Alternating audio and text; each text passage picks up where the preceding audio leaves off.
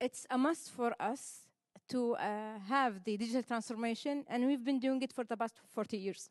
So although it's now becoming a buzzword recently, but we have been doing it very much in the early 80s and late 70s, because we need, although we don't have customers or commercializing it, but we need to empower our operations, digitalize them, reduce the human error, because any error can cost us a lot, whether it was from production or from the financial aspects.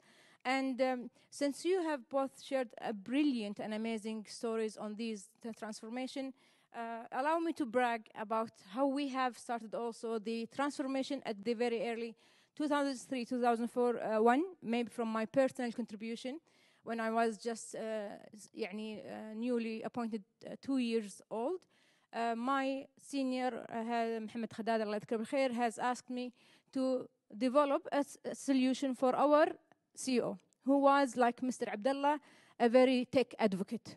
But he's always going to the fields and all of that. He wants to check his emails and be connected through the mobiles because of his regularity, contacts and communications. But he loves being in the fields. And again, he reminds me with Dr. Fayyad, Majid al-Fayyadi, when he said that he loved being clinical, but being in management took him away. But he, again, understood that being in management enabled him to serve more patients. So going back to Al-Arbid, who was our CEO at that time. So what we have done, and again, thinking out of the box, back at the early 2000s, and from a 2-year-old employee. So we went through the market. We found, I will not mention the brands, but we found a jacket that have wireless services with SIM cards, and we got one of the pocket PCs at that time that was branding. We combined them together, and we got our CEO an iPhone back at the age, but it wasn't yet an iPhone.